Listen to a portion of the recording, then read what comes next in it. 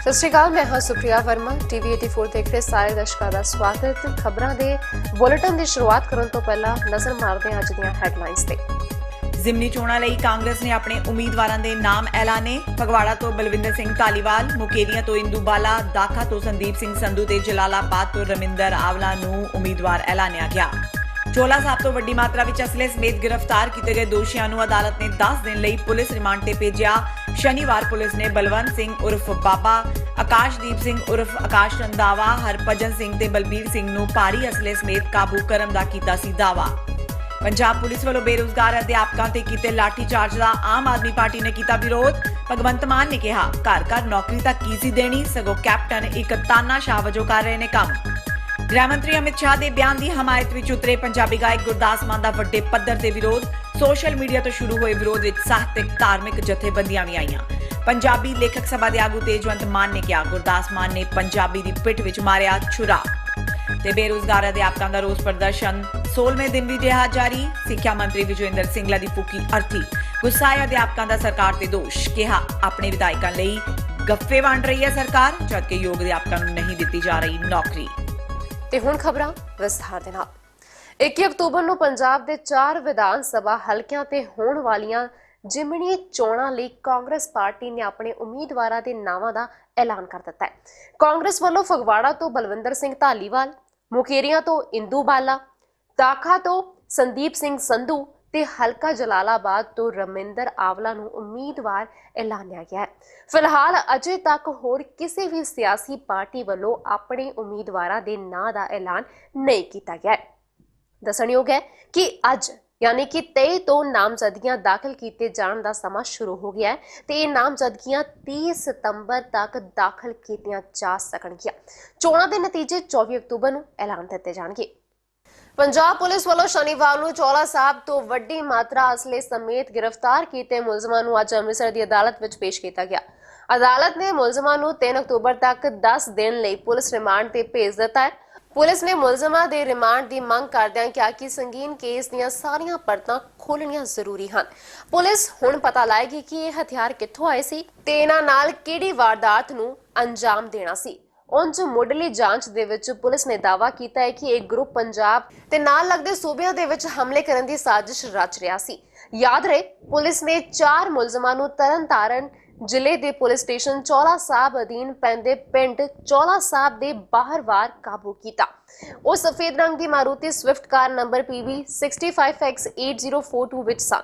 गिरफ्तार ਵਿਅਕਤੀਆਂ ਦੀ ਸ਼ਨਾਖਤ ਬਲਵੰਤ ਸਿੰਘ ਉਰਫ ਬਾਬਾ ਉਰਫ ਨਿਹੰਗ, ਆਕਾਸ਼ਦੀਪ ਸਿੰਘ ਉਰਫ ਆਕਾਸ਼ ਰੰਧਾਵਾ, ਹਰਭਜਨ ਸਿੰਘ ਤੇ ਬਲਬੀਰ ਸਿੰਘ ਵਜੋਂ ਹੋਈ ਹੈ। ਆਕਾਸ਼ਦੀਪ ਤੇ ਬਾਬਾ ਬਲਵੰਤ ਸਿੰਘ ਦੋਵਾਂ ਦਾ ਅਪਰਾਧਿਕ ਪਿਛੋਕੜ ਹੈ। ਪੁਲਿਸ ਨੇ ਇਹਨਾਂ 4 ਆਰੋਪੀਆਂ ਦੇ ਤਾਰ ਟਾਂਡਾ ਦੇ ਡੇਰੇ ਚਰਨ ਕਮਲ 6ਵੀਂ ਪਾਤਸ਼ਾਹੀ ਨਾਲ ਜੋੜ ਦਿੱਤੇ ਨੇ। ਡੇਰੇ ਵਿੱਚ ਮੁੱਖ ਸੇਵਾਦਾਰ ਬਲਵੰਤ ਸਿੰਘ ਨਿਹੰਗ ਨੂੰ ਪੁਲਿਸ ਨੇ ਗ੍ਰਿਫਤਾਰ ਕਰ ਲਿਆ। ਪੁੱਛਗਿੱਛ ਦੇ ਵਿੱਚ ਟਾਂਡਾ ਦੇ ਮਿਆਨੀ ਨਾਲ ਸੰਬੰਧਿਤ ਹਰਭਜਨ ਸਿੰਘ ਨੂੰ ਹਥਿਆਰਾਂ ਸਮੇਤ ਉਸ ਦੇ ਘਰੋਂ ਕਾਬੂ ਕੀਤਾ ਗਿਆ। ਹਰਭਜਨ ਸਿੰਘ ਦੀ ਗ੍ਰਿਫਤਾਰੀ ਤੋਂ ਬਾਅਦ ਹੁਣ ਉਸ ਦੀ ਪਤਨੀ ਕੁਲਦੀਪ ਕੌਰ ਨੇ ਦੱਸਿਆ ਕਿ ਉਸ ਦੇ ਪਤੀ ਨੂੰ ਝੂਠੇ ਕੇਸ ਦੇ ਵਿੱਚ ਫਸਾਇਆ ਜਾ ਰਿਹਾ ਹੈ। ਪਤਨੀ ਮੁਤਾਬਿਕ ਉਸ ਦਾ ਪਤੀ ਹਰਭਜਨ ਸਿੰਘ ਡੇਰੇ ਦੇ ਵਿੱਚ ਜਾਂਦਾ ਸੀ ਤੇ ਉੱਥੋਂ ਹੀ ਉਹ ਡੇਰਾ ਮੁਖੀ ਬਲਵੰਤ ਸਿੰਘ ਦੇ ਸੰਪਰਕ ਦੇ ਵਿੱਚ ਆਇਆ। ਫਿਰ ਉਹਨਾਂ ਦੇ ਘਰ ਦੇ ਵਿੱਚ ਆਉਣਾ ਜਾਣਾ ਸ਼ੁਰੂ ਹੋ ਗਿਆ। ਪਤਨੀ ਮੁਤਾਬਿਕ ਬਲਵੰਤ ਸਿੰਘ ਨੇ ਹਰਭਜਨ ਨੂੰ 5 ਪਿਆਰਿਆਂ ਨੂੰ ਖਾਣਾ ਖਵਾਉਣ ਲਈ ਕਿਹਾ ਸੀ। ਪਤਨੀ ਨੇ ਦੱਸਿਆ ਕਿ 3-4 ਦਿਨ ਪਹਿਲਾਂ ਹੀ ਉਹਨਾਂ ਨੇ ਡੇਰਾ ਮੁਖੀ ਬਲਵੰਤ ਸਿੰਘ ਤੇ 5 ਪਿਆਰਿਆਂ ਨੂੰ ਖਾਣੇ ਲਈ ਘਰ ਬੁਲਾਇਆ ਸੀ। ਉਸ ਮਗਰੋਂ ਪੁਲਿਸ ਨੇ ਬਲਵੰਤ ਸਿੰਘ ਨਾਲ ਛਾਪੇਮਾਰੀ ਕੀਤੀ ਤੇ ਉਸ ਦੇ ਪਤੀ ਨੂੰ ਇੱਕ ਬੈਗ ਦੇ ਨਾਲ ਗ੍ਰਿਫਤਾਰ ਕਰ ਲਿਆ। ਟਾਂਡੇ ਦੇ ਬਲਵੰਤ ਸਿੰਘ ਤੇ ਮੇਰੇ ਘਰ ਵਾਲੇ ਨੂੰ ਉਹ ਕਿਧਰੋਂ ਹਸਲਾ ਲੈ ਕੇ ਆਇਆ ਸੀ ਪਿੱਛੋਂ ਵੇਚ ਕੇ, ਤੇ ਇਹਨਾਂ ਨੂੰ ਕਹਿੰਦਾ, ਮੇਰੇ ਘਰ ਵਾਲੇ ਨੂੰ ਕਹਿੰਦਾ ਵੀ ਮੈਂ ਤੇਰੇ ਘਰ ਜਾਣਾ ਏ। ਤੇ ਉਹ ਭੋਲਾ ਸੀ ਵਿਚਾਰਾ, ਉਹਨੂੰ ਘਰ ਲਿਆਇਆ ਤੇ ਪੇਟੀ ਦੇ ਵਿੱਚ ਹਸਲਾ ਨਿਕਲਿਆ ਮੇਰੇ ਘਰੋਂ ਨਿਕਲਿਆ ਹਸਲਾ ਪੇਟੀ ਦੇ ਵਿੱਚੋਂ। ਤੇ ਨਜਾਇਜ਼ ਫਸਿਆ ਸੀ, ਸਾਨੂੰ ਕੁਝ ਨਹੀਂ ਪਤਾ ਸੀ, ਨਾ ਮੇਰੇ ਬੰਦੇ ਨੂੰ ਪਤਾ ਸੀ ਨਾ ਸਾਨੂੰ ਪਤਾ ਸੀ। ਕੀ ਚਾਹੁੰਦੇ ਹੋ ਤੁਸੀਂ? ਮੈਂ ਕਹਿੰਦੀ ਵੀ ਮੇਰਾ ਬੰਦਾ ਛੁੱਟ ਜੇ, ਨਜਾਇਜ਼ ਫਸਿਆ ਮੇਰਾ ਬੰਦਾ। ਜਿਹੜੇ ਬਾਬਾ ਜੀ ਸੀਗੇ ਤੁਸੀਂ ਕਹਿ ਰਹੇ ਬਾਬਾ, ਹਾਂਜੀ। ਉਹ ਕਦੋਂ ਤੋਂ ਤੁਹਾਡੇ ਘਰ ਆ ਦੋ ਵਾਰ ਹੀ ਆਇਆ, ਸਿਰਫ ਦੋ ਵਾਰ ਚ ਆ ਚਾਂਸ ਦਿਖਾਤਾ। ਇੱਕ ਰੋਟੀ ਖਾਣ ਆਈ, ਮੈਂ ਪੰਜ ਜੀਆਂ ਦੀ ਰੋਟੀ ਕੀਤੀ, ਕਹਿੰਦਾ 5 ਪਿਆਰਾਂ ਦੀ ਰੋਟੀ ਕਰ, ਤੈਨੂੰ ਤਾਰ ਦੇਣਗੇ। ਕੀ ਤਾਰਿਆ? ਮੈਨੂੰ ਤਾਂ ਬਹੁਤ ਛੱਡਿਆ, ਮੈਨੂੰ ਨਹੀਂ ਪਤਾ ਸੀ। ਮੈਂ ਜਲੰਧਰ ਗਈ ਹੋਈ ਸੀ ਪਿੱਛੋਂ, ਮੇਰੇ ਘਰ ਵਾਲਾ ਲਿਆ ਬਾਬੇ ਨੂੰ, ਤੇ ਨਾ ਸਾਨੂੰ ਪਤਾ ਸੀ। ਪਹਿਲੇ ਸਾਰੇ ਪੁਲਿਸ ਆਈ ਅੰਮ੍ਰਿਤਸਰੋਂ, ਸਾਰਾ ਕੁਝ ਉਹਨਾਂ ਨੇ ਚੈੱਕ ਕੀਤਾ, ਸਾਡਾ ਇੱਕ ਚੀਜ਼ ਫੋਲੀ ਆ, ਸਾਰੀ ਕੁਝ ਸਾਡਾ ਅੰਡਰਵੇਅਰ ਤੱਕ ਫੋਲਿਆ ਉਹਨਾਂ ਨੇ, ਵੀ ਕੋਈ ਚੀਜ਼ ਨਹੀਂ ਛੱਡੀ, ਪੇਟੀਆਂ ਤੱਕ ਫੋਲੀਆਂ, ਉਹਨਾਂ ਨੂੰ ਕੁਝ ਨਹੀਂ ਲੱਭਿਆ। ਫਿਰ 1:30 ਵਜੇ ਸਾਡਾ ਬੂਹਾ ਤੋੜਿਆ, ਫਿਰ ਦੂਜੇ ਆਏ 1:30 ਵਜੇ, ਉਹਨਾਂ ਨੇ ਬਾਬੇ ਨੂੰ ਨਾਲ ਲੈ ਕੇ, ਮੇਰੇ ਘਰ ਵਾਲੇ ਨੂੰ ਨਾਲ ਨਹੀਂ ਲਿਆਏ, ਨਾ ਦੂਜੇ ਨੂੰ ਲਿਆਏ। ਉਸ ਬਾਬੇ ਨੂੰ ਕਹਿੰਦਾ ਮੁਰਜਮ ਲੱਭ ਗਿਆ ਸਾਨੂੰ, ਉਸੇ ਬਾਬੇ ਨੂੰ ਇਕੱਲੇ ਲੈ ਕੇ ਮੂਵੀ ਬਣਾਉਂਦੇ ਰਹੇ, ਸਾਰੇ ਜੀਆਂ ਦੀ ਮੂਵੀ ਬਣਾਈ ਉਹਨਾਂ ਨੇ। ਸਾਡੇ ਮੂੰਹ ਫੋਨ ਸਾਰਿਆਂ ਦੇ ਰੱਖ ਲਈਏ, ਜੋ ਅਸੀਂ ਬਾਥਰੂਮ ਜਾਈਏ ਸਾਡੇ ਪਿੱਛੇ ਰਹਿੰਦੇ ਸੀ, ਉਹ ਕਿਧਰੇ ਨਹੀਂ ਸਾਨੂੰ ਜਾਣ ਦਿੱਤਾ, ਨਾ ਬਾਹਰ ਦੇ ਬਾਹਰ ਨਹੀਂ ਅੰਦਰ ਆਣ ਦਿੱਤੇ, ਅੰਦਰ ਤੋਂ ਬਾਹਰ ਨਹੀਂ ਜਾਣ ਦਿੱਤਾ ਕਿਸੇ ਨੂੰ ਵੀ। ਕੀ ਬਾਤ ਕਰਦੇ ਕੀ ਸੀਗੇ ਜੀ? ਹਾਂਜੀ, ਕੀ ਕਰਦੇ ਸੀ ਹਰਭਜਨ ਸਿੰਘ ਹੁਣੀ? ਕੁਝ ਵੀ ਨਹੀਂ ਕਰਦੇ ਸੀ, ਡੇਰੇ ਜਾਂਦੇ ਸੀ। ਹਾਂਜੀ, ਟਾਂਡੇ ਡੇਰੇ ਜਾਂਦੇ ਸੀ, ਉੱਥੇ ਸੇਵਾ ਕਰਦੇ ਸੀ। ਹੁਸ਼ਿਆਰਪੁਰ ਦੇ ਪਿੰਡ ਤਾਰਾਗੜ੍ਹ ਦੇ ਇੱਕ ਨੌਜਵਾਨ ਰਾਜਿੰਦਰ ਸਿੰਘ ਨੂੰ ਕੁਵੈਤ ਦੇ ਵਿੱਚ ਫਾਂਸੀ ਦੀ ਸਜ਼ਾ ਸੁਣਾਈ ਗਈ ਹੈ। ਉਸ ਉੱਤੇ ਨਸ਼ਾ ਦੀ ਸਮਗਲਿੰਗ ਕਰਨ ਦਾ ਦੋਸ਼ ਹੈ। ਰਾਜਿੰਦਰ ਸਿੰਘ ਦੇ ਪਰਿਵਾਰਕ ਮੈਂਬਰਾਂ ਨੇ ਦੱਸਿਆ ਕਿ ਉਹਨਾਂ ਨੂੰ ਇਸੇ ਵਰੇ ਦੇ ਆਰੰਭ ਦੇ ਵਿੱਚ ਪਹਿਲੀ ਵਾਰ ਪਤਾ ਲੱਗਾ ਸੀ ਕਿ ਉਸ ਨੂੰ ਨਸ਼ੀਲੇ ਪਦਾਰਥਾਂ ਦੀ ਸਮਗਲਿੰਗ ਦੇ ਦੋਸ਼ ਹੇਠ ਗ੍ਰਿਫਤਾਰ ਕਰਕੇ ਜੇਲ੍ਹ ਭੇਜ ਦਿੱਤਾ ਗਿਆ। ਹੁਣ ਜਦੋਂ ਤੋਂ ਪਰਿਵਾਰ ਨੂੰ ਖਬਰ ਮਿਲੀ ਗਈ ਹੈ ਕਿ ਰਾਜਿੰਦਰ ਨੂੰ ਫਾਂਸੀ ਦੀ ਸਜ਼ਾ ਸੁਣਾ ਦਿੱਤੀ ਗਈ ਹੈ, ਤਦ ਤੋਂ ਕਿਸੇ ਵੀ ਪਰਿਵਾਰਕ ਮੈਂਬਰ ਨੂੰ ਰਾਤ ਨੂੰ ਨੀਂਦ ਨਹੀਂ ਆਉਂਦੀ। ਪਰਿਵਾਰਕ ਮੈਂਬਰਾਂ ਨੇ ਹੁਣ ਪ੍ਰਧਾਨ ਮੰਤਰੀ, ਵਿਦੇਸ਼ ਮੰਤਰੀ ਤੇ ਪੰਜਾਬ ਦੇ ਮੁੱਖ ਮੰਤਰੀ ਕੈਪਟਨ ਅਮਰਿੰਦਰ ਸਿੰਘ ਨੂੰ ਬੇਨਤੀ ਕੀਤੀ ਹੈ ਕਿ ਰਾਜਿੰਦਰ ਸਿੰਘ ਨੂੰ ਫਾਂਸੀ ਦੀ ਸਜ਼ਾ ਤੋਂ ਬਚਾ ਕੇ ਵਤਨ ਵਾਪਸ ਲਿਆਂਦਾ ਜਾਵੇ। ਰਾਜਿੰਦਰ ਸਿੰਘ ਪਹਿਲੀ ਵਾਰ 2014 ਦੇ ਵਿੱਚ ਦੁਬਈ ਗਿਆ ਸੀ ਤੇ ਫਿਰ ਜਨਵਰੀ 2016 ਦੇ ਵਿੱਚ ਉਹ ਉੱਥੋਂ ਹੀ ਕੁਵੈਤ ਦੇ ਸ਼ਹਿਰ ਸਾਵੀ ਵਿਖੇ ਕੰਮ ਕਰਨ ਲਈ ਚਲਾ ਗਿਆ ਸੀ। ਫਰਵਰੀ 2019 ਦੇ ਵਿੱਚ ਉਸ ਦਾ ਵੀਜ਼ਾ ਖਤਮ ਹੋ ਜਾਣਾ ਸੀ ਤੇ ਮਾਰਚ ਮਹੀਨੇ ਉਸ ਦੇ ਪਰਿਵਾਰ ਨੇ ਉਸ ਦਾ ਵਿਆਹ ਵੀ ਰੱਖਣ ਦੀ ਸੋਚ ਲਈ ਸੀ, ਪਰ ਘਰ ਪਰਤਣ ਤੋਂ ਪਹਿਲਾਂ ਹੀ ਰਾਜਿੰਦਰ ਸਿੰਘ ਆਪਣੇ ਕਿਸੇ ਜਾਣਕਾਰ ਸਤਵਿੰਦਰ ਸਿੰਘ ਨੂੰ ਮਿਲਣ ਲਈ ਕੁਵੈਤ ਦੇ ਸ਼ਹਿਰ ਖਰਵਾਨਿਆ ਗਿਆ ਤੇ ਉੱਥੇ ਹੀ ਕੰਮ ਕਰਨ ਲੱਗਾ। ਉੱਥੇ 15 ਜਨਵਰੀ 2019 ਨੂੰ ਜਦੋਂ ਉਹ ਇੱਕ ਬੱਸ ਅੱਡੇ ਉੱਤੇ ਖੜਾ ਸੀ ਤਾਂ ਉਸ ਨੂੰ ਇੱਕ ਵਿਅਕਤੀ ਇੱਕ ਬੈਗ ਦੇ ਕੇ ਆਖਣ ਲੱਗਾ ਕਿ ਉਹ ਕੁਝ ਮਿੰਟਾਂ ਦੇ ਵਿੱਚ ਹੀ ਪਰਤ ਆਵੇਗਾ, ਪਰ ਉਹ ਨਹੀਂ ਮੁੜਿਆ ਤੇ ਇੰਨੇ ਨੂੰ ਪੁਲਿਸ ਨੇ ਰਾਜਿੰਦਰ ਸਿੰਘ ਨੂੰ ਗ੍ਰਿਫਤਾਰ ਕਰ ਲਿਆ ਕਿਉਂਕਿ ਉਸ ਬੈਗ ਦੇ ਵਿੱਚ ਨਸ਼ੀਲੇ ਪਦਾਰਥ ਸਨ। ਇਹ ਮੇਰਾ ਬ੍ਰਦਰ ਪਹਿਲਾਂ ਇਹ ਦੁਬਈ ਗਿਆ, ਫਿਰ ਉਸ ਤੋਂ ਬਾਅਦ ਕਤਰ ਗਿਆ, ਕਤਰ ਤੋਂ ਬਾਅਦ ਫਿਰ ਇਹਨੂੰ ਕੁਵੈਤ ਭੇਜਿਆ। ਕੁਵੈਤ ਜਾ ਕੇ ਗਏ ਨੂੰ ਇਹਨੂੰ 2 ਸਾਲ ਹੋਏ ਸੀਗੇ, ਫਿਰ ਜਨਵਰੀ ਮਹੀਨੇ ਤੋਂ ਇਹ ਫੜਿਆ ਹੋਇਆ ਤੇ ਇਹ ਕੰਮ ਤੇ ਜਾਣ ਲਈ ਸਟਾਪ ਤੇ ਖੜਾ ਸੀਗਾ।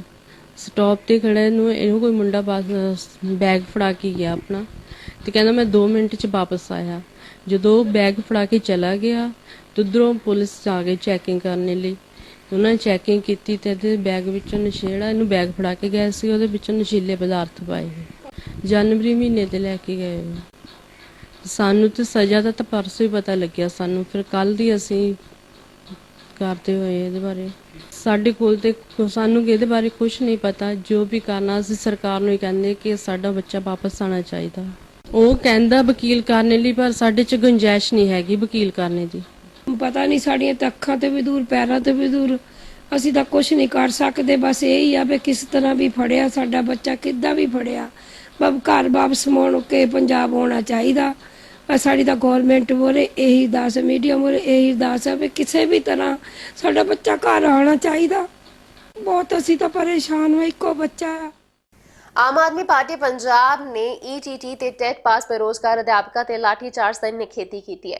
ਪਾਰਟੀ ਵੱਲੋਂ ਸਿੱਖਿਆ ਮੰਤਰੀ ਵਿਜੇ ਇੰਦਰ ਸਿੰਗਲਾ ਦੇ ਅਸਤੀਫੇ ਦੀ ਮੰਗ ਕੀਤੀ ਗਈ ਹੈ। ਆਪ ਆਗੂ ਭਗਵੰਤ ਮਾਨ ਨੇ ਕਿਹਾ ਕਿ ਘਰ-ਘਰ ਨੌਕਰੀ ਦੇਣ ਵਰਗੇ ਝੂਠੇ ਵਾਅਦੇ ਕਰਕੇ ਸੱਤਾ ਲੈਣ ਵਾਲੇ ਮੁੱਖ ਮੰਤਰੀ ਕੈਪਟਨ ਅਮਰਿੰਦਰ ਸਿੰਘ ਦੇ ਵਿੱਚ ਬਾਦਲਾਂ ਦੀ ਨਾਪਾਕ ਰੂਹ ਪ੍ਰਵੇਸ਼ ਕਰ ਚੁੱਕੀ ਹੈ। ਇੰਜ ਜਾਪਦਾ ਜਿਵੇਂ ਕੈਪਟਨ ਨੇ ਬੇਰੋਜ਼ਗਾਰਾਂ ਸਮੇਤ ਹਰੇਕ ਵਰਗ ਨੂੰ ਕੁੱਟਣ ਤੇ ਲੁੱਟਣ ਦੇ ਵਿੱਚ ਬਾਦਲਾਂ ਦੇ ਮਾਫੀਆ ਰਾਜ ਨੂੰ ਮਾਤ ਪਾਉਣ ਦੀ ਠਾਣ ਲਈ ਹੈ।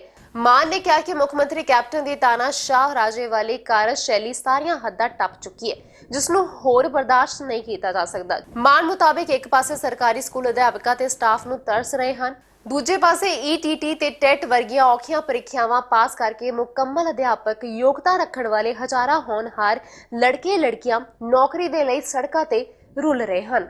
ਇਹੀ ਕੈਪਟਨ ਸਾਹਿਬ ਕਹਿੰਦੇ ਹੁੰਦੇ ਸੀ ਕਿ ਜਦੋਂ ਅਕਾਲੀ ਦਲ ਵੇਲੇ ਉਹਨਾਂ ਦੀ ਸਰਕਾਰ ਵੇਲੇ ਮਾਸਟਰਾਂ ਤੇ ਲਾਠੀਚਾਰਜ ਹੁੰਦਾ ਸੀ ਤਾਂ ਉਹ ਕਹਿੰਦੇ ਸੀਗੇ ਕਿ ਟੀਚਰਾਂ ਦੀ ਇਮੇਜ ਕੀ ਬਣਦੀ ਹੋਣੀ ਬੱਚਿਆਂ 'ਚ ਜਦੋਂ ਤੁਸੀਂ ਟੀਵੀ ਦੇ ਕੈਮਰਿਆਂ ਸਾਹਮਣੇ ਉਹਨਾਂ ਨਾਲ ਇਸ ਤਰ੍ਹਾਂ ਦੇ ਵਿਹਾਰ ਕਰ ਰਹੇ ਹੋ। ਤਾਂ ਹੁਣ ਇਹ ਕੈਪਟਨ ਸਾਹਿਬ ਇਹ ਦੱਸਣ ਕਿ ਹੁਣ ਕੀ ਟੀਵੀ ਤੇ ਦੇਖ ਕੇ ਬੱਚਿਆਂ ਦੇ ਦਿਮਾਗ ਦੇ ਵਿੱਚ ਆਪਣੇ ਟੀਚਰਾਂ ਪ੍ਰਤੀ ਕੋਈ ਇੱਜ਼ਤ ਦੀ ਇਮੇਜ ਬਣਦੀ ਹੋਣੀ।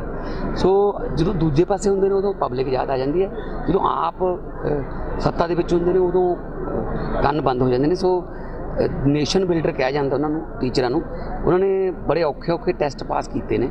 ਸ਼ਾਇਦ ਜੇ ਟੈਸਟ ਲੈ ਲਏ ਜਾਣ ਤਾਂ ਮੇਰੇ ਖਿਆਲ 'ਚ 99% ਪੋਲੀਟੀਸ਼ੀਅਨ ਜਿਹੜੇ ਨੇ ਉਹ ਟੈਸਟ ਪਾਸ ਨਹੀਂ ਕਰ ਸਕਦੇ। ਉਹਨਾਂ ਦੇ ਘਰਾਂ ਦੇ ਅੱਗੇ ਸਾਨੂੰ ਧਰਨੇ ਦੇਣੇ ਪੈ ਰਹੇ ਨੇ ਆਪਣੀਆਂ ਡਿਗਰੀਆਂ ਲੈ ਕੇ, ਅਤੇ ਉੱਥੇ ਚੁੰਨੀਆਂ ਅਤੇ ਪੱਗਾਂ ਰੋਲ ਰਹੀਆਂ ਨੇ। ਸੋ ਮੰਦਭਾਗੀ ਗੱਲ ਹੈ। ਔਰ ਸਰਕਾਰ ਨੂੰ ਇੱਕ ਪਾਸੇ ਸਕੂਲ ਖਾਲੀ ਪਏ ਨੇ, ਜਾਂ ਤਾਂ ਹੋਵੇ ਨਾ ਕਿ ਸਕੂਲ ਜਿਹੜੇ ਨੇ ਉਹਦੇ ਦੇ ਜਿਹੜੀਆਂ ਪੋਸਟਾਂ ਪੂਰੀਆਂ ਨੇ ਤਾਂ ਕਰਕੇ ਨੌਕਰੀਆਂ ਜਿਹੜੀਆਂ ਦੇ ਨਹੀਂ ਸਕਦੇ। ਸਕੂਲ ਤਾਂ ਖਾਲੀ ਪਏ ਨੇ, ਪੋਸਟਾਂ ਪ੍ਰਿੰਸੀਪਲਾਂ ਦੀਆਂ ਪੋਸਟਾਂ ਖਾਲੀ ਪਈਆਂ ਨੇ, ਇੰਗਲਿਸ਼ ਦੇ ਮੈਥ ਦੇ ਟੀਚਰਾਂ ਦੀਆਂ ਪੋਸਟਾਂ ਖਾਲੀ ਪਈਆਂ ਨੇ, DPPT ਦੀਆਂ ਪੋਸਟਾਂ ਹੀ ਖਤਮ ਕਰ ਦਿੱਤੀਆਂ ਆਲਮੋਸਟ। ਸੋ ਇੱਕ ਪਾਸੇ, ਦੂਜੇ ਪਾਸੇ ਸਾਡੇ ਜਿਹੜੇ ਐਲੀਜੀਬਲ ਟੀਚਰ ਨੇ ਉਹ ਬੇਰੁਜ਼ਗਾਰ ਨੇ। ਸੋ ਮੈਂ ਤਾਂ ਇਹੀ ਮੰਗ ਕਰੂੰਗਾ ਕਿ ਉਹਨਾਂ ਨੂੰ ਨੌਕਰੀਆਂ ਦੇ ਕੇ, ਜਿਵੇਂ ਵੀ ਇਹਨਾਂ ਨਾਲ ਕੰਟਰੈਕਟ ਹੋਏ ਸੀ ਤੁਹਾਡੇ, ਜਾਂ ਸਮੇਂ ਤੁਸੀਂ ਇਹਨਾਂ ਨਾਲ ਵਾਅਦੇ ਕੀਤੇ ਸੀ, ਉਹ ਵਾਅਦੇ ਪੂਰੇ ਕਰੋ।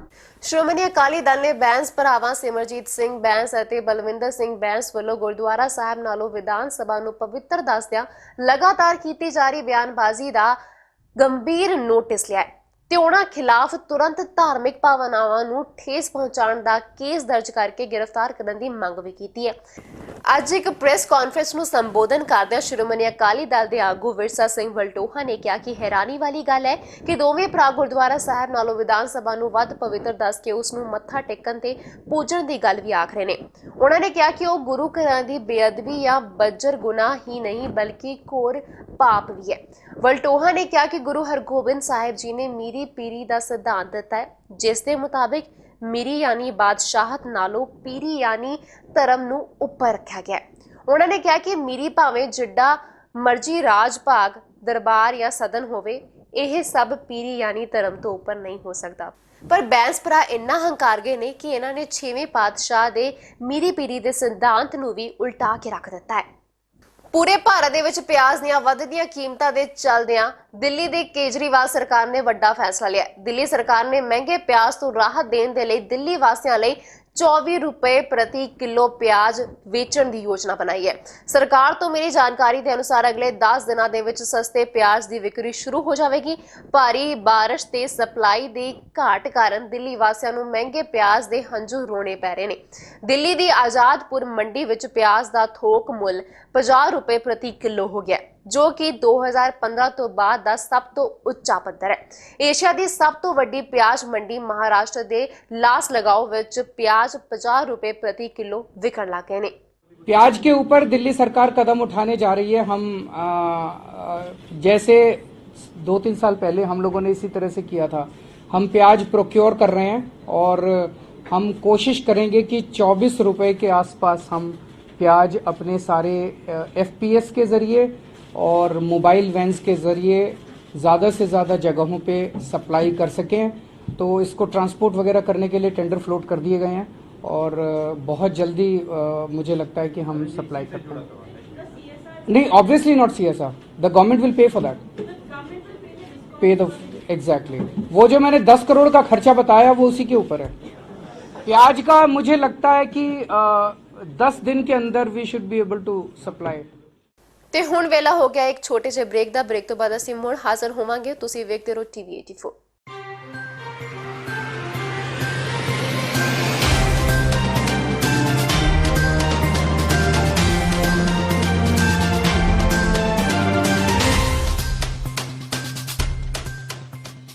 ਕੀ ਤੁਸੀਂ ਆਪਣੇ ਟੈਕਸਸ ਨੂੰ ਲੈ ਕੇ ਚਿੰਤਤ ਹੋ? ਤੁਸੀਂ ਆਪਣੀ ਕਮਾਈ ਲਈ ਮਿਹਨਤ ਕਰਦੇ ਹੋ, ਭਾਵੇਂ ਤੁਸੀਂ ਨੌਕਰੀ ਵਿੱਚ ਹੋਵੋ ਜਾਂ ਆਪਣਾ ਬਿਜ਼ਨਸ ਚਲਾਉਂਦੇ ਹੋ। ਜਦੋਂ ਟੈਕਸ ਭਰਨ ਦਾ ਸਮਾਂ ਆਉਂਦਾ ਤਾਂ ਤੁਹਾਨੂੰ ਇੱਕ ਭਰੋਸੇਯੋਗ ਟੈਕਸ ਅਕਾਊਂਟੈਂਟ ਦੀ ਲੋੜ ਹੈ, ਜੋ ਟੈਕਸ ਬੈਲੈਂਸ ਦਾ ਤੁਹਾਡੇ ਪੱਖ ਵਿੱਚ ਜਾਣਾ ਯਕੀਨੀ ਬਣਾਵੇ।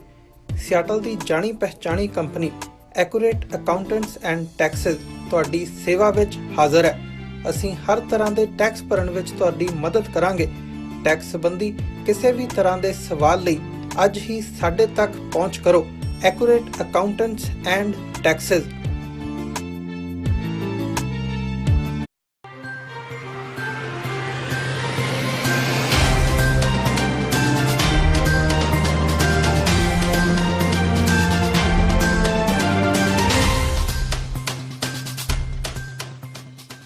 ਬ੍ਰੇਕ ਤੋਂ ਬਾਅਦ ਤੁਹਾਡੇ ਸਾਰਿਆਂ ਦਾ ਫਿਰ ਤੋਂ ਸਵਾਗਤ ਹੈ। ਪੰਜਾਬੀ ਗਾਇਕ ਗੁਰਦਾਸ ਮਾਨ ਦਾ ਬੇਹੱਦ ਵਿਰੋਧ ਹੋ ਰਿਹਾ ਹੈ। ਸਾਹਿਤਕ ਧਾਰਮਿਕ ਜਥੇਬੰਦੀਆਂ ਉਹਨਾਂ ਦੇ ਇੱਕ ਰਾਸ਼ਟਰ ਇੱਕ ਭਾਸ਼ਾ ਵਾਲੇ ਬਿਆਨ ਦੀ ਆਲੋਚਨਾ ਕਰ ਰਹੀਆਂ ਨੇ। ਸ਼੍ਰੋਮਣੀ ਕਮੇਟੀ ਨੇ ਵੀ ਇਸ ਦਾ ਸਖਤ ਨੋਟਿਸ ਲਿਆ ਹੈ। ਸ਼੍ਰੋਮਣੀ ਕਮੇਟੀ ਦੇ ਮੁੱਖ ਸਕੱਤਰ ਡਾਕਟਰ ਰੂਪ ਸਿੰਘ ਨੇ ਗੁਰਦਾਸ ਮਾਨ ਵੱਲੋਂ ਪੰਜਾਬੀ ਭਾਸ਼ਾ ਨੂੰ ਨੀਵਾਂ ਦਿਖਾਉਣ ਦੀ ਨਿੰਦਾ ਕੀਤੀ ਹੈ। ਉਹਨਾਂ ਨੇ ਆਖਿਆ ਕਿ ਮਾਂ ਬੋਲੀ ਪੰਜਾਬੀ ਨੂੰ ਨੀਵੇਂ ਦਰਸਾਉਣ ਵਾਲਾ ਪੰਜਾਬੀ ਨਹੀਂ ਹੋ ਸਕਦਾ। ਉਹਨਾਂ ਨੇ ਕਿਹਾ ਕਿ ਗੁਰਦਾਸ ਮਾਨ ਨੂੰ ਆਪਣੀ ਗਲਤੀ ਲਈ ਤੁਰੰਤ ਮਾਫੀ ਮੰਗਣੀ ਚਾਹੀਦੀ ਹੈ। ਦਰਅਸਲ ਸੰਗੀਤਕ ਸ਼ੋਅ ਦੇ ਦੌਰਾਨ ਕੈਨੇਡਾ ਪਹੁੰਚੇ ਗੁਰਦਾਸ ਮਾਨ ਨੂੰ ਹਿੰਦੀ ਨਾਲ ਹੇਜ ਕਰਨਾ ਮਹਿੰਗਾ ਪੈ ਰਿਹਾ ਹੈ। ਕੈਨੇਡਾ ਸਣੇ ਪੂਰੀ ਦੁਨੀਆ ਦੇ ਵਿੱਚ ਉਹਨਾਂ ਦਾ ਵਿਰੋਧ ਹੋ ਰਿਹਾ ਹੈ। ਸਾਰੀ ਦੁਨੀਆ ਦੇ ਵਿੱਚ ਵਸੇ ਪੰਜਾਬੀ ਪ੍ਰੇਮੀਆਂ ਨੂੰ ਗੁਰਦਾਸ ਮਾਨ ਦੇ ਬਾਈਕਾਟ ਦੀ ਅਪੀਲ ਕੀਤੀ ਗਈ ਹੈ। ਪਤਾ ਲੱਗਾ ਹੈ ਕਿ ਉਹਨਾਂ ਦਾ ਸ਼ੋਅ ਵੇਖਣ ਆਏ ਦਰਸ਼ਕਾਂ ਦੇ ਵਿੱਚੋਂ ਵੱਡੀ ਗਿਣਤੀ ਲੋਕ ਟਿਕਟਾਂ ਫਾੜ ਕੇ ਪ੍ਰਦਰਸ਼ਨ ਦੇ ਵਿੱਚ ਸ਼ਾਮਿਲ ਹੋ ਰਹੇ ਹਨ। ਕਾਬਲੇ ਗੌਰ, ਕੈਨੇਡਾ ਆਏ ਗਾਇਕ ਗੁਰਦਾਸ ਮਾਨ ਨੇ ਰੇਡੀਓ ਇੰਟਰਵਿਊ, ਪੱਤਰਕਾਰ ਸੰਮੇਲਨ ਤੇ ਹੋਰ ਥਾਵਾਂ ਦੇ ਭਾਰਤ ਨੂੰ ਇੱਕ ਭਾਸ਼ੀ ਦੇਸ਼ ਬਣਾਉਣ ਤੇ ਪੰਜਾਬੀ ਦੇ ਨਾਲ-ਨਾਲ ਹਿੰਦੀ ਨੂੰ ਮਾਸੀ ਵਾਲਾ ਸਤਿਕਾਰ ਦੇਣ ਦੀ ਗੱਲ ਤੇ ਵਾਰ-ਵਾਰ ਜ਼ੋਰ ਦਿੱਤਾ ਸੀ। ਇਸ ਦਾ ਪੰਜਾਬੀ ਪ੍ਰੇਮੀਆਂ ਨੇ ਸਖਤ ਨੋਟਿਸ ਲਿਆ ਤੇ ਉਸ ਦੇ ਖਿਲਾਫ ਰੋਹ ਪ੍ਰਚੰਡ ਹੋ ਗਿਆ ਹੈ। ਕੇਂਦਰੀ ਪੰਜਾਬੀ ਲੇਖਕ ਸਭਾ ਦੇ ਪ੍ਰਧਾਨ ਅਤੇ ਪ੍ਰਸਿੱਧ ਪੰਜਾਬੀ ਲੇਖਕ ਪ੍ਰੋਫੈਸਰ ਤੇਜਵੰਤ ਮਾਨ ਨੇ ਵੀ ਗੁਰਦਾਸ ਮਾਨ ਦੇ ਇਸ ਬਿਆਨ ਦਾ ਵਿਰੋਧ ਕੀਤਾ ਹੈ। ਬਨਾਲਾ ਦੇ ਵਿੱਚ ਪੱਤਰਕਾਰ ਨਾਲ ਗੱਲਬਾਤ ਕਰਦਿਆਂ ਪ੍ਰੋਫੈਸਰ ਤੇਜਵੰਤ ਮਾਨ ਨੇ ਕਿਹਾ ਕਿ ਗੁਰਦਾਸ ਮਾਨ ਨੇ ਇੱਕ ਰਾਸ਼ਟਰ ਇੱਕ ਭਾਸ਼ਾ ਦੀ ਹਿਮਾਇਤ ਕਰਕੇ ਪੰਜਾਬੀ ਦੀ ਪਿੱਠ ਦੇ ਵਿੱਚ ਛੁਰਾ ਮਾਰਿਆ ਹੈ। ਉਹਨਾਂ ਨੇ ਕਿਹਾ ਕਿ ਭਾਰਤ ਬਹੁਰਾਸ਼ਟਰੀ ਅਤੇ ਬਹੁਭਾਸ਼ੀ ਦੇਸ਼ ਹੈ ਅਤੇ ਖੇਤਰੀ ਭਾਸ਼ਾ ਦਾ ਗਾਇਕ ਹੋ ਕੇ ਹਿੰਦੀ ਥੋਪਣ ਦੀ ਵਕਾਲਤ ਕਰਨਾ ਪੰਜਾਬੀ ਨਾਲ ਧਰੋ ਕਮਾਉਣਾ ਹੈ। ਉਹਨਾਂ ਨੇ ਕਿਹਾ ਕਿ ਗੁਰਦਾਸ ਮਾਨ ਨੇ ਕਰੋੜਾਂ ਰੁਪਏ ਪੰਜਾਬੀ ਦੇ ਵਿੱਚ ਗੀਤ ਗਾ ਕੇ ਹੀ ਕਮਾਏ ਹਨ ਅਤੇ ਹੁਣ ਸ਼ਾਇਦ ਹੰਸਰਾਜ ਵਰਗੇ ਰਾਜਨੀਤਿਕ ਲਾਭ ਲੈਣ ਦੇ ਲਈ ਅਜਿਹੇ ਬਿਆਨ ਦੇ ਰਹੇ ਨੇ। ਇਸ ਦੇ ਨਾਲ ਹੀ ਉਹਨਾਂ ਨੇ ਕਿਹਾ ਕਿ ਅਸੀਂ ਪੰਜਾਬੀਆਂ ਨੂੰ ਨਾਅਰਾ ਦੇਵਾਂਗੇ ਕਿ ਗੁਰਦਾਸ ਮਾਨ ਦਾ ਬਾਈਕਾਟ ਕੀਤਾ ਜਾਵੇ। ਇਸ ਦੌਰਾਨ ਉਹਨਾਂ ਨੇ ਕਿਹਾ ਕਿ ਵਿਦੇਸ਼ ਦੇ ਪੰਜਾਬੀਆਂ ਨੇ ਮਾਨ ਦਾ ਵਿਰੋਧ ਕਰਕੇ ਵਧੀਆ ਕੀਤਾ ਹੈ। ਦੱਸਦੇ ਕਿ ਬੀਤੇ ਦਿਨ ਕੈਨੇਡਾ ਦੇ ਵਿੱਚ ਵੀ ਗੁਰਦਾਸ ਮਾਨ ਦੇ ਇੱਕ ਸ਼ੋਅ ਦੇ ਵਿੱਚ ਕੁਝ ਪੰਜਾਬੀਆਂ ਵੱਲੋਂ ਉਹਨਾਂ ਦਾ ਵਿਰੋਧ ਕੀਤਾ ਗਿਆ। ਇਸ ਵਿਰੋਧ ਦੇ ਵਿੱਚ ਇੱਕ ਵੀਡੀਓ ਕਲਿੱਪ ਸੋਸ਼ਲ ਮੀਡੀਆ ਤੇ ਕਾਫੀ ਵਾਇਰਲ ਹੋ ਰਹੀ ਹੈ, ਜਿਸ ਦੇ ਵਿੱਚ ਗੁਰਦਾਸ ਮਾਨ ਵਿਰੋਧ ਕਰਨ ਵਾਲਿਆਂ ਲਈ ਭੱਦੀ ਸ਼ਬਦਾਵਲੀ ਦਾ ਇਸਤੇਮਾਲ ਕਰਦੇ ਹੋਏ ਸੁਣਾਈ ਦੇ ਰਹੇ ਨੇ। ਉਹਨੇ ਬੜੇ ਅਪਸ਼ਬਦ ਵਰਤੇ ਨੇ ਉੱਥੇ ਉਹਨਾਂ ਦੇ, ਉਹਦਾ ਦਿਮਾਗ ਹਲ ਗਿਆ। ਮੈਂ ਤਾਂ ਕਹਿੰਦਾ ਉਹਦਾ ਦਿਮਾਗ ਲਿਆ। ਉਹਨੂੰ ਇਸ ਗੱਲ ਤੇ ਸੋਚਣਾ ਚਾਹੀਦਾ ਹੈ ਕਿ ਜਿਹੜੀ ਡਫਲੀ ਤੂੰ ਵਜਾਉਣਾ ਹੈ ਉਹ ਡਫਲੀ ਕਿੱਥੋਂ ਆਈ ਹੈ? ਪੰਜਾਬ ਦੀ ਹੈ।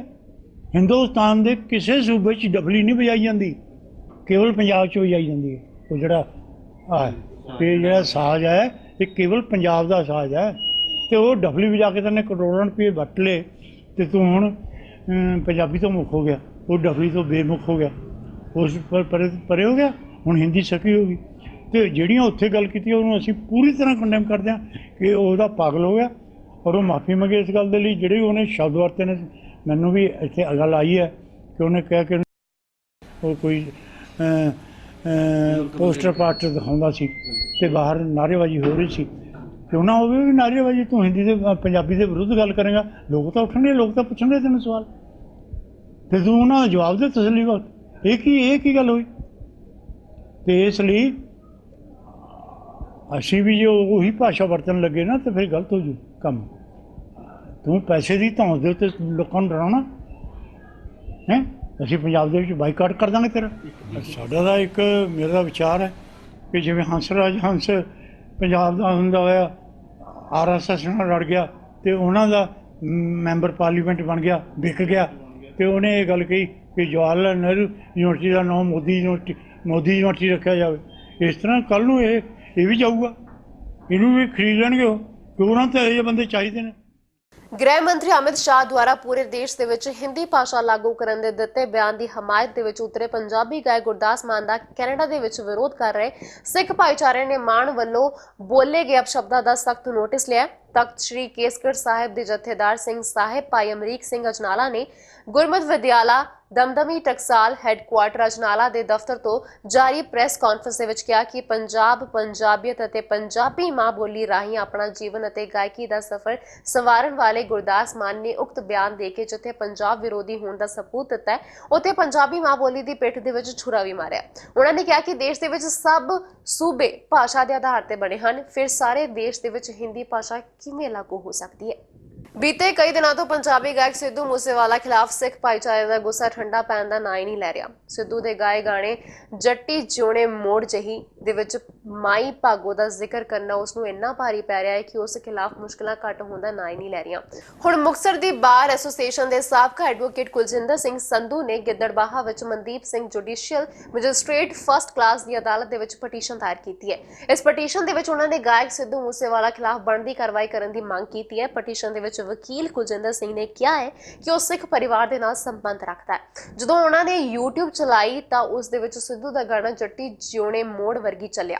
ਉਹਨਾਂ ਨੇ ਕਿਹਾ ਕਿ ਇਸ ਗਾਣੇ ਦੇ ਵਿੱਚ ਮਾਈ ਭਾਗੋ ਦੇ ਨਾਂ ਦੀ ਗਲਤ ਵਰਤੋਂ ਕਰਕੇ ਗਾਇਕ ਨੇ ਸਿੱਖਾਂ ਦੀਆਂ ਧਾਰਮਿਕ ਭਾਵਨਾਵਾਂ ਨੂੰ ਬੜੀ ਠੇਸ ਪਹੁੰਚਾਈ ਹੈ।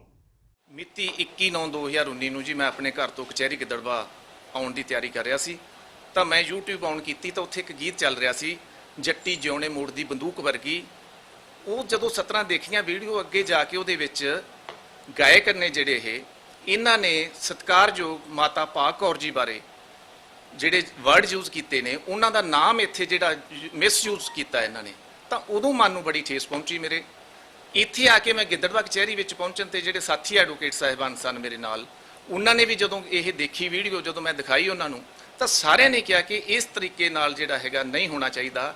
ਇੱਕ ਸਤਿਕਾਰਯੋਗ ਮਾਤਾ ਜਿਹੜੇ ਬੜੇ ਵੱਡੇ ਯੋਧੇ ਹੋਏ ਨੇ ਗੁਰੂ ਸਾਹਿਬ ਦਾ ਸਾਥ ਦਿੱਤਾ ਬੜੀਆਂ ਜੰਗਾਂ ਦੇ ਵਿੱਚ ਮੁਗਲਾਂ ਦੇ ਖਿਲਾਫ ਉਹਨਾਂ ਨੇ। ਉਸ ਸਮੇਂ ਦੇ ਵਿੱਚ ਜਦੋਂ ਕੋਈ ਔਰਤ ਆ ਜਿਹੜੀ ਪਰਦਾ ਨਸ਼ੀਨ ਹੋਇਆ ਕਰਦੀ ਸੀ ਆਪਦੇ ਚੌਂਕੇ ਚੁੱਲ੍ਹੇ ਤੋਂ ਬਾਹਰ ਜਾਣ ਦੀ ਕਿਸੇ ਨੂੰ ਉਸ ਸਮੇਂ ਜਿਹੜੀ ਹੈਗੀ ਆਜ਼ਾਦੀ ਨਹੀਂ ਸੀ। ਉਹਨਾਂ ਸਮਿਆਂ ਦੇ ਵਿੱਚ ਵੀ ਮਾਤਾ ਭਾਗ ਕੌਰ ਨੇ ਜਿਹੜਾ ਮੁਗਲਾਂ ਦੇ ਖਿਲਾਫ ਡਟ ਕੇ ਲੜੇ ਔਰ ਹਜ਼ਾਰਾਂ ਸਿੰਘਣੀਆਂ ਔਰ ਸਿੰਘਾਂ ਦੇ ਜਿਹੜੇ ਉਹ ਪ੍ਰੇਰਨਾ ਸਰੋਤ ਸੀਗੇ। 40 ਮੁਕਤਿਆਂ ਨੂੰ ਵਾਪਸ ਲੈ ਕੇ ਆਉਣ ਦੇ ਵਿੱਚ ਮਾਤਾ ਜੀ ਦਾ ਬੜਾ ਵੱਡਾ ਯੋਗਦਾਨ ਸੀ।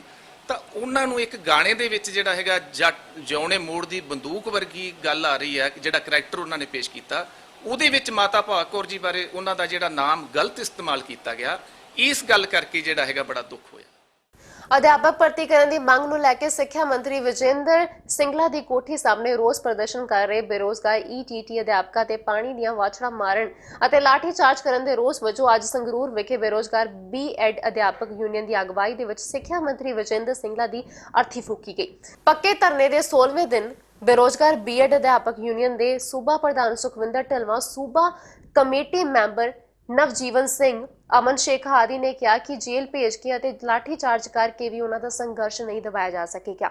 ਉਹਨਾਂ ਨੇ ਕਿਹਾ ਕਿ ਵਿਧਾਨ ਸਭਾ 2017 ਵੇਲੇ ਘਰ ਘਰ ਨੌਕਰੀ ਦਾ ਵਾਅਦਾ ਕਰਕੇ ਸੱਤਾ ਦੇ ਵਿੱਚ ਆਏ ਮੁੱਖ ਮੰਤਰੀ ਕੈਪਟਨ ਅਮਰਿੰਦਰ ਸਿੰਘ ਵਾਅਦੇ ਪੂਰੇ ਕਰਨ ਤੋਂ ਭੱਜ ਰਹੇ ਹਨ ਅਤੇ ਸਰਕਾਰ ਸੰਘਰਸ਼ ਕਰਦਿਆਂ ਲੋਕਾਂ ਨੂੰ ਜ਼ਬਰ ਰਾਹੀਂ ਦਬਾਉਣਾ ਚਾਹੁੰਦੀ ਹੈ। ਟੈਸਟ ਪਾਸ ਕਰਕੇ ਵੀ ਉਮੀਦਵਾਰ ਬੇਰੋਜ਼ਗਾਰੀ ਦਾ ਸੰਤਾਪ ਹੰਢਾ ਰਹੇ ਨੇ। ਉਹਨਾਂ ਨੇ ਕਿਹਾ ਕਿ ਦੋਵੇਂ ਜਥੇਬੰਦੀਆਂ ਪਿਛਲੇ 2 ਹਫ਼ਤਿਆਂ ਤੋਂ ਸੰਗਰੂਰ ਪੱਕੇ ਧਰਨੇ ਤੇ ਬੈਠੀਆਂ ਹਨ ਪਰ ਪੰਜਾਬ ਸਰਕਾਰ ਨੇ ਉਹਨਾਂ ਦੀ ਕੋਈ ਸਾਰ ਨਹੀਂ ਲਈ। ਆਗੂਆਂ ਨੇ ਕਿਹਾ ਕਿ ਨਵੀਂ ਭਰਤੀ ਕਰਨ ਤੋਂ ਟਾਲਾ ਵਟਦਿਆਂ ਇੱਕ ਪਾਸੇ ਖਾਲੀ ਖਜ਼ਾਨੇ ਦੀ ਦੁਹਾਈ ਪਾਈ ਜਾ ਰਹੀ ਹੈ, ਦੂਜੇ ਪਾਸੇ ਹਾਕਮ ਆਪਣੇ ਵਿਧਾਇਕਾਂ ਮੰਤਰੀਆਂ ਦੀਆਂ ਸਹੂਲਤਾਂ ਲਈ ਖਜ਼ਾਨੇ ਨੱਕੋ ਨੱਕ ਭਰ ਰਹੇ ਨੇ।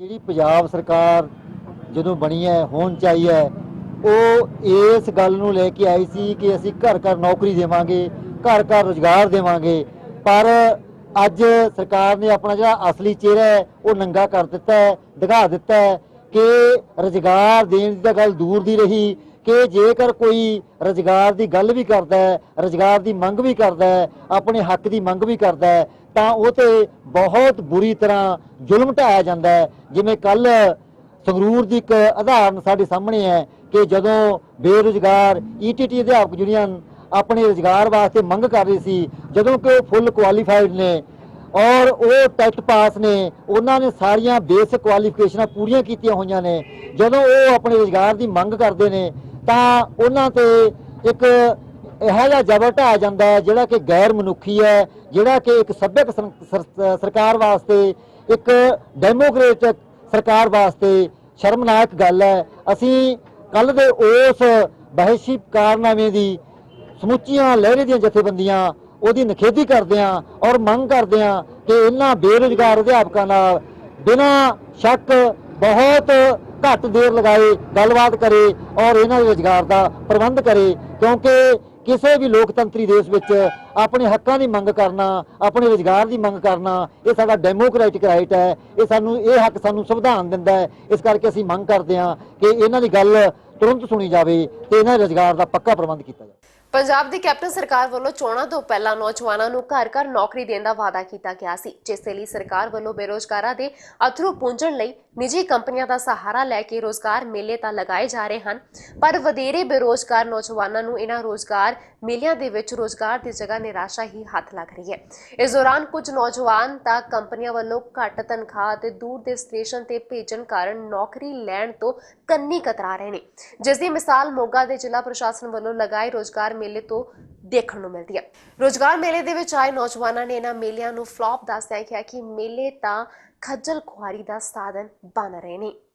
ਸਰ ਇੱਥੇ ਸਾਨੂੰ ਵੇਖਣ ਨੂੰ ਇਹ ਮਿਲਿਆ ਕਿ ਇਹਨਾਂ ਨੇ 7 ਲਏ 5ਵੀਂ 8ਵੀਂ 10ਵੀਂ ਵਾਲੇ ਵੀ ਰੋਜ਼ਗਾਰ ਦੇਵਾਂਗੇ ਜੀ, ਪਰ ਇੱਥੇ ਆਉਣ ਦਾ ਕੋਈ ਫਾਇਦਾ ਨਹੀਂ ਰਿਹਾ ਸਾਨੂੰ।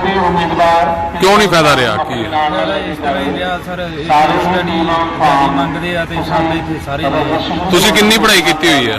ਸਰ +2 ਕੀਤੀ ਜੀ। ਇੱਥੇ ਦੀ ਕੰਪਨੀ ਲਈ ਆਈਆਂ, ਉਹਨਾਂ ਨੂੰ ਮਿਲੇ ਤੁਸੀਂ? ਹਾਂਜੀ, ਉਹਨਾਂ ਦੇ ਵਰਕਰਾਂ ਨੂੰ ਮਿਲੇ ਆ ਤੇ ਉਹ ਕੋਈ ਕਹਿੰਦਾ ਗੜਗਾਉਂ ਆਓ, ਕੋਈ ਕਹਿੰਦਾ ਜਗਰਾਉਂ ਆਓ, ਪਰ ਸੈਲਰੀ ਦਾ ਕੋਈ ਨਹੀਂ ਦੱਸ ਰਿਹਾ ਕਿੰਨੀ ਮਿਲਦੀ। ਕਿੰਨਾ ਕੁ ਸਹਾਈ ਹੈਗੇ ਰੋਜ਼ਗਾਰ ਮਿਲੇ ਇਹ ਨੌਜਵਾਨਾਂ ਲਈ? ਹਾਂ ਜੀ, ਜਮਾਂ ਨਹੀਂ ਸਹੀ ਹੈ। ਸੋਸ਼ਲ ਮੀਡੀਆ ਤੇ ਵਾਇਰਲ ਹੋਈ ਇੱਕ ਵੀਡੀਓ ਦੇ ਵਿੱਚ ਲੁਧਿਆਣਾ ਤੋਂ ਕੁਝ ਦਿਨ ਪਹਿਲਾਂ ਸਕੂਲ ਦੇ 2 ਬੱਚਿਆਂ ਦੀ ਸਕੂਲ ਦੀ ਵਰਦੀ ਦੇ ਵਿੱਚ ਬਿਜਲੀ ਦਾ ਕੰਮ ਕਰਦੇ ਹੋਏ ਦਿਖਾਇਆ ਗਿਆ ਸੀ। ਇਸ ਵੀਡੀਓ ਦੀ ਸੱਚਾਈ ਜਾਣਨ ਦੇ ਲਈ ਸਾਡੀ ਟੀਮ ਨੇ ਵਾਇਰਲ ਵੀਡੀਓ ਦੇ ਵਿੱਚ ਦਿਖ ਰਹੇ ਬੱਚਿਆਂ ਤੱਕ ਪਹੁੰਚ ਬਣਾਈ। ਜਦੋਂ ਜਾਣਕਾਰੀ ਹਾਸਲ ਹੋਈ ਤਾਂ ਸੱਚਾਈ ਵੀਡੀਓ ਦੇ ਬਿਲਕੁਲ ਉਲਟ ਸੀ। ਵੀਡੀਓ ਦੇ ਵਿੱਚ ਦਿਖਾਈ ਦੇਣ ਵਾਲੇ ਬੱਚਿਆਂ ਵਿੱਚੋਂ ਇੱਕ ਦਾ ਨਾਮ ਧਰਮਿੰਦਰ ਹੈ ਅਤੇ ਲੁਧਿਆਣਾ ਦੇ ਇੱਕ ਪ੍ਰਾਈਵੇਟ ਸਕੂਲ ਦਾ ਵਿਦਿਆਰਥੀ ਹੈ। ਅਸਲ ਦੇ ਵਿੱਚ ਉਹ ਵਿਦਿਆਰਥੀ ਸਕੂਲ ਦੀ ਛੁੱਟੀ ਤੋਂ ਬਾਅਦ ਪਾਰਟ ਟਾਈਮ ਦੇ ਵਿੱਚ ਬਿਜਲੀ ਦੇ ਉਪਕਰਨ ਰਿਪੇਅਰ ਕਰਨ ਦਾ ਕੰਮ ਕਰਦਾ ਹੈ ਅਤੇ ਜਿਸ ਵੇਲੇ ਉਸ ਲੜਕੀ ਦੀ ਵੀਡੀਓ ਬਣਾਈ ਗਈ ਉਸ ਵੇਲੇ ਵੀ ਕਿਸੇ ਦੇ ਘਰ ਵਿੱਚ ਬਿਜਲੀ ਦਾ ਕੰਮ ਹੀ ਕਰ ਰਿਹਾ ਸੀ। ਉਸ ਵੇਲੇ ਵੀ ਉਹ ਸਕੂਲ ਦੀ ਵਰਦੀ ਵਿੱਚ ਸੀ ਤਾਂ ਕਿਸੇ ਸ਼ਰਾਰਤੀ ਅਨਸਰ ਨੇ ਜਾਂ ਕਿਸੇ ਰੰਜਿਸ਼ ਦੇ ਤਹਿਤ ਉਹ ਵੀਡੀਓ ਸੋਸ਼ਲ ਮੀਡੀਆ ਤੇ ਵਾਇਰਲ ਕਰ ਦਿੱਤੀ ਗਈ, ਜੋ ਕਿ ਕੁਝ ਹੀ ਮਿੰਟਾਂ ਦੇ ਵਿੱਚ ਵਾਇਰਲ ਵੀ ਹੋ ਗਈ ਅਤੇ ਚਰਚਾ ਦਾ ਵਿਸ਼ਾ ਬਣ ਗਈ। मैं सुशीला सिंह पढ़ता हूँ, मेरी उम्र 17 साल है। मैं आकाश सर के बेड़े में काम करने गया था, उन्होंने भेजा था काम करने के लिए। मैं बिजली का काम करता हूँ। कहाँ पढ़ते हो आप? सुशीला स्कूल में। ये जो वीडियो वायरल हुई है उसका क्या सिस्टम है, वो कहाँ से वायरल हुई है? ये आकाश सर के बेड़े में से वायरल हुई है। ये वीडियो बनाया है विनोद तिवारी ने। उन्होंने यही बात बोला है कि आप जाकर आकाश सर को अपने बता देना कि आप हमारी वीडियो विनोद तिवारी ने बना के ले गई है। ये विनोद अपना आकाश कौन है? आकाश के मतलब हम ये है, ये आकाश सर जी हमारे हैं। ये क्या काम करते हैं? इनके फैक्ट्री है, अपना बेड़ों का काम है। तो जो वो विनोद तिवारी बोल रहे हैं, इल्जाम लगा रहे हैं, ये स्कूल की वीडियो है, वो स्कूल की वीडियो है क्या? नहीं, आकाश सर की वीडियो हमारी है। उसमें अपने स्कूल की यूनिफॉर्म पहनी हुई है? हाँ जी, हाँ जी। अच्छा, मतलब स्कूल की वीडियो नहीं है वो? नहीं, वो मेरे प्लॉट की वीडियो। ਗੁਰਦਾਸਪੁਰ ਦੇ ਵਿੱਚ ਮਾਝਾ ਕਿਸਾਨ ਸੰਘਰਸ਼ ਕਮੇਟੀ ਵੱਲੋਂ ਆਪਣੀਆਂ ਹੱਕੀ ਮੰਗਾਂ ਨੂੰ ਲੈ ਕੇ ਕਿਸਾਨਾਂ ਨੇ ਡਿਪਟੀ ਕਮਿਸ਼ਨਰ ਗੁਰਦਾਸਪੁਰ ਦਫ਼ਤਰ ਦੇ ਬਾਹਰ ਧਰਨਾ ਪ੍ਰਦਰਸ਼ਨ ਕੀਤਾ ਅਤੇ ਆਪਣੀਆਂ ਮੰਗਾਂ ਨੂੰ ਲੈ ਕੇ ਡਿਪਟੀ ਕਮਿਸ਼ਨਰ ਗੁਰਦਾਸਪੁਰ ਵਿਪੁਲ ਉਜਵਲ ਨੂੰ ਪੰਜਾਬ ਸਰਕਾਰ ਦੇ ਨਾਮ ਮੰਗ ਪੱਤਰ ਦਿੱਤਾ ਅਤੇ ਕਿਹਾ ਕਿ ਪੰਜਾਬ ਸਰਕਾਰ ਜਲਦ ਉਹਨਾਂ ਦੀਆਂ ਮੰਗਾਂ ਵੱਲ ਧਿਆਨ ਦੇਵੇ, ਨਹੀਂ ਤਾਂ ਆਉਣ ਵਾਲੇ ਸਮੇਂ ਦੇ ਵਿੱਚ ਸੰਘਰਸ਼ ਨੂੰ ਹੋਰ ਤੇਜ਼ ਕੀਤਾ ਜਾਵੇਗਾ। ਇਹ ਸਾਰੇ ਹੀ ਕਿਸਾਨ ਇਕੱਠੇ ਹੋ ਕੇ ਇਸ ਮੁੱਦੇ ਤੇ ਅੱਜ ਤੋਂ 5-7 ਦਿਨ ਪਹਿਲੇ ਵੀ ਆਏ ਸੀਗੇ। ਅਸੀਂ ਡੀਸੀ ਸਾਹਿਬ ਨੂੰ ਕਿਹਾ ਸੀ ਕਿ ਸਾਡੀ ਜਿਹੜੀ ਗੰਨੇ ਦੀ ਪੇਮੈਂਟ ਹੈ 25 ਰੁਪਏ ਜੋ ਕਿ ਦਸੂਹੇ ਦੀ ਤੇ ਮਕੇਰੀ ਦੀ ਪਾ ਦਿੱਤੀ ਗਈ ਹੈ, ਪਰ ਸਾਡੀ ਨਹੀਂ ਪਾਈ। ਇਸ ਕਰਕੇ ਅਸੀਂ ਇਸ ਮੁੱਦੇ ਤੇ ਉਦੋਂ ਆਏ ਤੇ ਡੀਸੀ ਸਾਹਿਬ ਨੇ ਆਸ਼ਵਾਸਨ ਦਵਾਇਆ ਕਿ 20 ਤਰੀਕ ਤੱਕ ਤੁਹਾਡੀ ਪੇਮੈਂਟ ਅਸੀਂ ਕੋਈ ਨਾ ਕੋਈ ਹੱਲ ਕਰਾਂਗੇ। ਮੈਨੂੰ ਟਾਈਮ 2-3 ਦਿਨ ਦਾ, ਅਸੀਂ 2-3 ਦਿਨ ਦੇ ਦੇਵੇ ਕੋਈ ਗੱਲ ਨਹੀਂ, ਸਾਡੇ ਪੈਸੇ ਪੈ ਜਾਣਗੇ, ਪਰ ਸਾਡੇ ਪੈਸੇ ਨਹੀਂ ਪਏ। ਇਸ ਮੁੱਦੇ ਤੇ ਅਸੀਂ ਅੱਜ ਸਾਰੇ ਕਿਸਾਨ ਇਕੱਠੇ ਹੋ ਕੇ ਤੇ ਇਸ ਜਗ੍ਹਾ ਤੇ ਆਏ ਹਾਂ। ਸਾਡੀ ਹਾਲਤ ਏਡੀ ਮਾੜੀ ਹੋ ਚੁੱਕੀ ਹੈ ਕਿ ਸਾਡੇ ਗੰਨੇ ਦੇ ਪੈਸੇ ਜਿਹੜੀ ਅਗਲੀ ਕਾਈ ਗੰਨੇ ਦਾ ਖੇਤੀ ਕਰਦੇ ਆ, ਸਾਡੇ ਏਰੀਏ 'ਚ ਗੰਨਾ ਹੀ ਹੁੰਦਾ ਜੀ, ਉੱਥੇ ਦੂਜੀ ਫਸਲ ਬੜੀ ਘੱਟ ਹੁੰਦੀ ਆ ਤੇ ਸਾਨੂੰ ਅਜੇ ਅਗਲੇ ਗੰਨੇ ਦੀ ਪੇਮੈਂਟ ਕੋਈ ਨਹੀਂ ਦੱਸਿਆ ਗਿਆ ਵੀ ਕੀ ਦੇਣੀ ਹੈ ਕੀ ਨਹੀਂ। ਇਸ ਕਰਕੇ ਅਸੀਂ ਸਾਰੇ ਇਕੱਠੇ ਹੋ ਕੇ ਇਸ ਮੁੱਦੇ ਤੇ ਇਕੱਠੇ ਹੋਏ ਹਾਂ। ਅਸੀਂ ਉਦੋਂ ਤੱਕ ਕਰਾਵਾਂਗੇ ਜਦੋਂ ਤੱਕ ਸਾਡਾ ਇਹ ਮੁੱਦੇ ਸਾਰੇ ਹੱਲ ਨਹੀਂ ਹੁੰਦੇ। ਇੱਕ ਸਾਡੇ ਤੇ ਨਜਾਇਜ਼ ਪਰਚਾ ਹੋਇਆ ਜੀ, ਬਲਕਿ ਜਿਹੜਾ ਅਸੀਂ ਹਰਚੌਲ ਧਰਨਾ ਲਾਇਆ ਪਿਛਲੀ ਵਾਰੀ ਗੰਨਾ ਮਿੱਲਾਂ ਨਹੀਂ ਚੱਲਣ ਕਰਕੇ, ਉਹਦੇ ਤੇ ਪਰਚਾ ਹੋਇਆ 65 ਬੰਦਿਆਂ ਦੇ, 22 ਨੇ, ਬਾਕੀ ਅਨਨੋਨ ਪਰਸਨ ਹੈ। ਮਿੱਲ ਵਾਲਿਆਂ ਨੂੰ ਇਹ ਆਰਡਰ ਹਾਈ ਕੋਰਟ ਦਾ ਕਿ 15 ਦਿਨ ਦੇ ਵਿੱਚ ਕਿਸਾਨ ਦੀ ਪੇਮੈਂਟ ਕੀਤੀ ਜਾਏ ਤੇ ਮਿੱਲ ਵਾਲੇ ਕਿਸਾਨ ਦੀ ਪੇਮੈਂਟ ਨਹੀਂ ਕਰ ਰਹੇ। ਉਹਨਾਂ ਤੇ ਪਰਚਾ ਕਿਉਂ ਨਹੀਂ ਹੁੰਦਾ? ਕਿਸਾਨ ਤੇ ਪਰਚਾ ਕਿਉਂ ਹੋ ਰਿਹਾ? ਇਹ ਮਿਲੀ ਭੁਗਤ ਹੈ ਸਰਕਾਰਾਂ ਦੀ, ਇਹ ਮਿੱਲ ਵਾਲਿਆਂ ਦੀ। ਇਹ ਇਕੱਲੀ ਜਿਹੜੇ ਮਿੱਲ ਵਾਲੇ ਸ਼ਾਹੂਕਾਰ ਨੇ ਉਹ ਸਾਨੂੰ ਲੈ ਕੇ ਬਹਿ ਚੱਲੇ ਆ ਜੀ। ਸਾਡੀ ਹਾਲਤ ਇੰਨੀ ਮਾੜੀ, ਜਿਹੜੇ ਜਿੰਨੇ ਕਿਸਾਨ ਆਏ ਆ, ਮਤਲਬ ਇਹ ਕਹਿੰਦੇ 20 ਦਿਨ ਬਹਿਣਾ ਪਏ, 20 ਦਿਨ 25 ਦਿਨ ਬਹਿਣਾ ਪਏ। ਸਾਡੀ ਰਣਨੀਤੀ ਅਸੀਂ ਇਹ ਨਹੀਂ ਵੀ ਇੱਥੇ ਬਹਿਣਾ, ਸਾਡੀ ਨੀਤੀ ਕਿਤੇ ਵੀ ਅਸੀਂ ਜਾ ਸਕਦੇ ਹਾਂ। ਤੇ ਇਹ ਸਨ ਅੱਜ ਦੀਆਂ ਖਬਰਾਂ। ਜਾਂਦੇ ਜਾਂਦੇ ਫਿਰ ਤੋਂ ਨਜ਼ਰ ਮਾਰਦੇ ਹਾਂ ਅੱਜ ਦੀਆਂ ਹੈਡਲਾਈਨਸ ਤੇ। ਜ਼ਿਮਨੀ ਚੋਣਾਂ ਲਈ ਕਾਂਗਰਸ ਨੇ ਆਪਣੇ ਉਮੀਦਵਾਰਾਂ ਦੇ ਨਾਮ ਐਲਾਨੇ। ਫਗਵਾੜਾ ਤੋਂ ਬਲਵਿੰਦਰ ਸਿੰਘ ਧਾਲੀਵਾਲ, ਮੁਕੇਰੀਆਂ ਤੋਂ ਇੰਦੂ ਬਾਲਾ, ਦਾਖਾ ਤੋਂ ਸੰਦੀਪ ਸਿੰਘ ਸੰਧੂ ਤੇ ਜਲਾਲਾਬਾਦ ਤੋਂ ਰਮਿੰਦਰ ਆਵਲਾ ਨੂੰ ਉਮੀਦਵਾਰ ਐਲਾਨਿਆ ਗਿਆ। ਚੋਲਾ ਸਾਹਿਬ ਤੋਂ ਵੱਡੀ ਮਾਤਰਾ ਵਿੱਚ ਅਸਲੇ ਸਮੇਤ ਗ੍ਰਿਫਤਾਰ ਕੀਤੇ ਗਏ ਦੋਸ਼ੀਆਂ ਨੂੰ ਅਦਾਲਤ ਨੇ 10 ਦਿਨ ਲਈ ਪੁਲਿਸ ਰਿਮਾਂਡ ਤੇ ਭੇਜਿਆ। ਸ਼ਨੀਵਾਰ ਪੁਲਿਸ ਨੇ ਬਲਵੰਤ ਸਿੰਘ ਉਰਫ ਬਾਬਾ, ਆਕਾਸ਼ਦੀਪ ਸਿੰਘ ਉਰਫ ਆਕਾਸ਼ ਰੰਧਾਵਾ, ਹਰਭਜਨ ਸਿੰਘ ਤੇ ਬਲਬੀਰ ਸਿੰਘ ਨੂੰ ਭਾਰੀ ਅਸਲੇ ਸਮੇਤ ਕਾਬੂ ਕਰਨ ਦਾ ਕੀਤਾ ਸੀ ਦਾਅਵਾ। ਪੰਜਾਬ ਪੁਲਿਸ ਵੱਲੋਂ ਬੇਰੁਜ਼ਗਾਰ ਅਧਿਆਪਕਾਂ ਤੇ ਕੀਤੇ ਲਾਠੀ ਚਾਰਜ ਦਾ ਆਮ ਆਦਮੀ ਪਾਰਟੀ ਨੇ ਕੀਤਾ ਵਿਰੋਧ। ਭਗਵੰਤ ਮਾਨ ਨੇ ਕਿਹਾ ਘਰ ਘਰ ਨੌਕਰੀ ਤਾਂ ਕੀ ਸੀ ਦੇਣੀ, ਸਗੋਂ ਕੈਪਟਨ ਇੱਕ ਤਾਨਾਸ਼ਾਹ ਵਜੋਂ ਕਰ ਰਹੇ ਨੇ ਕੰਮ। ਗ੍ਰਹਿ ਮੰਤਰੀ ਅਮਿਤ ਸ਼ਾਹ ਦੇ ਬਿਆਨ ਦੀ ਹਮਾਇਤ ਵਿੱਚ ਉਤਰੇ ਪੰਜਾਬੀ ਗਾਇਕ ਗੁਰਦਾਸ ਮਾਨ ਦਾ ਵੱਡੇ ਪੱਧਰ ਤੇ ਵਿਰੋਧ। ਸੋਸ਼ਲ ਮੀਡੀਆ ਤੋਂ ਸ਼ੁਰੂ ਹੋਏ ਵਿਰੋਧ ਵਿੱਚ ਸਾਹਿਤਕ ਧਾਰਮਿਕ ਜਥੇਬੰਦੀਆਂ ਵੀ ਆਈਆਂ। ਪੰਜਾਬੀ ਲੇਖਕ ਸਭਾ ਦੇ ਆਗੂ ਤੇਜਵੰਤ ਮਾਨ ਨੇ ਕਿਹਾ ਗੁਰਦਾਸ ਮਾਨ ਨੇ ਪੰਜਾਬੀ ਦੀ ਪਿੱਠ ਵਿੱਚ ਮਾਰਿਆ ਛੁਰਾ। ਤੇ ਬੇਰੁਜ਼ਗਾਰ ਅਧਿਆਪਕਾਂ ਦਾ ਰੋਸ ਪ੍ਰਦਰਸ਼ਨ 16ਵੇਂ ਦਿਨ ਵੀ ਰਿਹਾ ਜਾਰੀ। ਸਿੱਖਿਆ ਮੰਤਰੀ ਵਿਜੇਂਦਰ ਸਿੰਗਲਾ ਦੀ ਫੂਕੀ ਅਰਥੀ। ਗੁੱਸਾਏ ਅਧਿਆਪਕਾਂ ਦਾ ਸਰਕਾਰ ਤੇ ਦੋਸ਼, ਕਿਹਾ ਆਪਣੇ ਵਿਧਾਇਕਾਂ ਲਈ ਗੱਫੇ ਵੰਡ ਰਹੀ ਹੈ ਸਰਕਾਰ, ਜਦਕਿ ਯੋਗ ਅਧਿਆਪਕਾਂ ਨੂੰ ਨਹੀਂ ਦਿੱਤੀ ਜਾ ਰਹੀ ਨੌਕਰੀ। ਤੇ ਇਸ ਦੇ ਨਾਲ ਹੀ ਮੈਨੂੰ ਸੁਪ੍ਰਿਆ ਵਰਮਾ ਨੂੰ ਦਵੋ ਜਾਣ ਦੀ ਇਜਾਜ਼ਤ। ਸਤਿ ਸ਼੍ਰੀ ਅਕਾਲ।